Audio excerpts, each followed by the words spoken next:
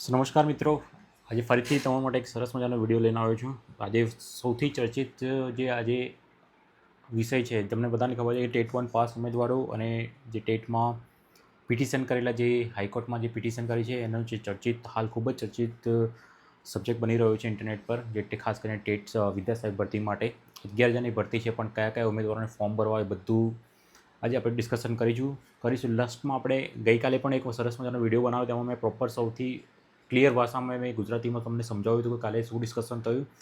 અને આજે પણ હું તમને બતાવીશ કે આજની જે 23 તારીખમાં 23/4/2026માં કોર્ટમાં શું શું દલીલો થઈ, વકીલો વચ્ચે કોણ કોણ વકીલ હતા અને શું શું દલીલો કરીને એસીબીના વકીલે શું શું જવાબ આપ્યો, એ બધું વસ્તુ આપણે આજના વિડીયોમાં ડિસ્કસ કરવાના છે. તો પહેલાં તમને બતાવી દઉં કે કયા કયા વકીલ હતા, એમને શું શું ડિસ્કસ કર્યું હતું. પહેલી વસ્તુ તો પહેલાં તો વૈભવ વ્યાસ, વિધિ ભટ્ટ અને ત્રીજા હતા શક્તિ મેથ્યુઝ કરીને. 3 પિટિશન જે વકીલ હતા, પિટિશનર વકીલ, એ 3 વ્યક્તિ હતા કે જેમને મુખ્ય પિટિશનરો અને સિવિલ સર્વિસ જે સિવિલ એપ્લિકેશનો હતા જેમને દાખલ કરી છે એના વકીલ પક્ષી હતા. તો અને ખાસ નવા એડ થયા હતા શક્તિ મેથ્યુઝ, જેમને નવા તો ના કહેવાય, ઓલરેડી એમની પિટિશન હતી, આજે પિટિશન એક્સેપ્ટ થઈ ગઈ છે. એમનું ખાસ તમને ચર્ચા કરીશું. પહેલાં બે વિધિ ભટ્ટ અને વૈભવ વ્યાસ, તમને ખબર છે કે એ લોકોનું પિટિશન માટે કર્યા હતા. તો લગભગ 700-750ની આસપાસ ઉમેદવારો છે જેમને પિટિશન ફાઇલ કરી છે. એમની ગઈકાલે વાત થઈ હતી કે જજને નક્કી કર્યું હતું, વાત કરી હતી કે એસીબીના વકીલને કે ભાઈ શું કરીશું ને કે આ લોકોને ફોર્મ ભરવા દેવાના કે નહીં, એ બધી વાત થઈ હતી. અને આજે એક બીજા આવ્યા હતા કે શક્તિ મેથ્યુઝ, એમને પણ વાત કરી કે એમના જોડે એવા 12 ઉમેદવારો છે, એમને પણ પિટિશન કરી છે કે જે લોકોએ 2023થી પહેલાં પણ ટેટ પાસ કરી હોય, એ લોકોને પણ ફોર્મ પાસ કર્યું હોય, એ લોકોને ફોર્મમાં ઉમેદવારો નોંધી શકાય કે એ ફોર્મ ફિલ કરી શકે, એની માટેની એક પિટિશન અરજી કરી છે.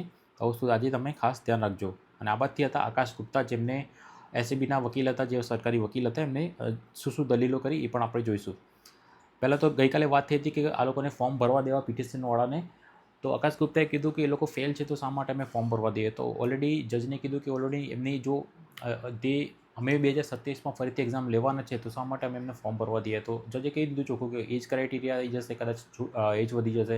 ઇવન અત્યારે પાસ થઈ જતા હોય, 1-2 માર્ક્સથી રહી ગયા હોય, પિટિશનમાં કદાચ સક્સીડ થઈ જતા હોય અને પાસ થઈ જાવ તો શું ગેરંટી કે એ લોકોને નેક્સ્ટ યરમાં કે નેક્સ્ટ ભરતીમાં આટલી તમારી 11,000ની જે અત્યારે ભરતી આવી છે, તો નેક્સ્ટ યર શું તમે 11,000ની ભરતી પાડવાનો છો? 2-3 હજાર ભરતી પાડી તો શું આ લોકોનો વારો આવશે? તો એ બધી દલીલો જજને પણ કરી. જજને આજે લાગતું હતું કે ખાસ કરીને પિટિશનવાળા જે વકીલ છે એમના તરફી થોડો જવાબ જઈ રહ્યો હતો. આ બાજુ ખાસી દલીલ વકીલને કરી હતી, એસીબીના વકીલને પણ એમની વાત સાંભળવામાં ખાસ ધ્યાન રાખવામાં આવી ન હતી, એવું મારું આખું વિડીયો મેં જોયું એમાં દેખાયું હતું મને. અને ખાસ તમને ખબર છે કે આ લોકોએ પિટિશનરે કર્યું છે કે એમની અરજી એ હતી કે એ લોકો જે પિટિશનર જે ફોર્મ ભર્યા છે એ લોકોને અંદર જે ટેટની અત્યારે વિદ્યા સહાયકની ભરતી છે 1થી 5ની 11,000ની, એમાં એમને ફોર્મ ભરવા દેવા. તો જજને આ બધી વાતો સાંભળીને નિર્ણયમાં વસ્તુ લાસ્ટમાં નક્કી કર્યું કે આ લોકોને જેટલા બી લોકો છે, જે 700-750 લોકો, એ લોકોને બાહેધરી પત્ર આપવાનો, લેખિતમાં બાહેધરી પત્ર આપવો પડશે. કોને? તો એ લોકોએ દરેક ઉમેદવારો જેટલા બાહેધરી આપશે કે પ્રાથમિક શિક્ષણ નિયામકને લેખિતમાં બાહેધરી આપવી પડશે કે તે માત્ર કોર્ટને આદેશથી ફોર્મ ભરી રહ્યા છે અને આને આધારે તે સીધે નોકરીમાં કોઈ હક દાવો કરી શકશે નહીં. એવો એક બાહેધરી પત્ર એ લોકોએ આપવાનો રહેશે. કોણે? તો પ્રાથમિક શિક્ષણ નિયામક, ડાયરેક્ટર ઓફ પ્રાઇમરી એજ્યુકેશનને લેખિતમાં આપવાનું છે. અને આ જે બાહેધરી પત્ર છે એ લોકોએ ફોર્મમાં અપલોડ કરવાનું છે. તો મેઇન વસ્તુ એ નક્કી થયું આજના વાતમાં કે જેટલા બી 700-750 લોકો છે જે પિટિશન ફાઇલ કરી છે એ લોકોને ફોર્મ ભરવા દેવાના અને એ લોકોએ બાહેધરી પત્ર જે છે એ અપલોડ કરવાનું, તો જ એ લોકો ફોર્મ ભરી શકશે, અધરવાઇઝ એ લોકો ફોર્મ ભરી શકશે નહીં. હવે બીજો ક્વેશ્ચન એ છે કે જે લોકોએ પિટિશન ફાઇલ નથી કરી તો એ લોકોનું શું? તો એ લોકોને ફોર્મ ભરવા દેવામાં આવશે નહીં, એવું ચોખ્ખું જજને કીધું છે કે જે લોકોએ પિટિશન ફાઇલ કરી છે એ લોકોએ જ ફોર્મ દેવાના છે. તો આ વસ્તુ તમારે ધ્યાન રાખવાની છે. 700થી 750 જણા છે, એમાંથી ફરીથી એક શક્તિ મેથ્યુઝ વકીલ, જે પિટિશન લઈને આજે 12 ઉમેદવારો જેમના 2023 પહેલાં પાસ કરેલા હતા, એ લોકોને પણ જજે કહી દીધું કે એ લોકોને પણ ફોર્મ ભરવા દેવાના છે. તો એસીબીને તરફથી હજી શું એનું કશું આવ્યું નથી, પણ આ લોકોને પણ પિટિશનમાં ફોર્મ ભરવા દેવાની મંજૂરી આપી છે. જે ખાસ કરીને ટોટલી ઓવરઓલ ગણવાનું જોઈએ તો 750 જણા એવા છે કે જે ફોર્મ ભરી શકશે. પણ આપણો નિયમ જ છે આના ટીટટાટનો કે ભાઈ 5 વર્ષથી ઉપર થઈ ગયું તો એ લોકોને ફોર્મ ભરવામાં આવશે નહીં. કારણ કે આ વસ્તુ જે શક્તિ મેથ્યુઝને એડ કરી હતી ને એ વસ્તુ એક્સેપ્ટ કરી લીધી છે, બરાબર. એવા 12 ઉમેદવારો છે, તો ટોટલ 700થી 750 ઉમેદવારોને ફોર્મ ભરવામાં આવશે.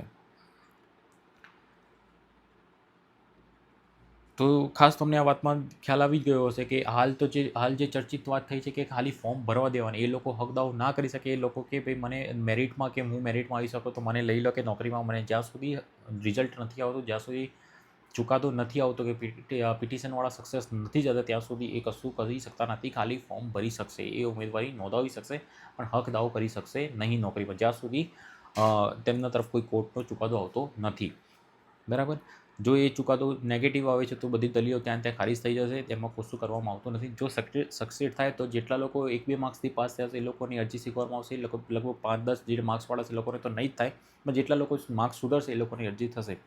હજી એ વસ્તુ નક્કી નથી કરવાની, મારી વાતના ધ્યાન રાખજો કે એ વસ્તુ હજી નક્કી નથી કરવામાં આવી કે પિટિશનવાળા છે એટલા લોકોને જ કદાચ માર્ક્સ સુધરે છે આ કેસમાં, તો પિટિશનવાળાને જ માર્ક્સ સુધરશે કે ટોટલ જેટલા બી લોકો છે બધાના માર્ક્સ સુધરશે, હજી એ વસ્તુ નક્કી કરવામાં નથી આવી. કદાચ તમને કોઈ કહી દે તો વસ્તુ હાલ કોર્ટે કોઈ ચુકાદામાં કે ક્યાંય જજમાં કશી કે વાત થઈ ન હતી.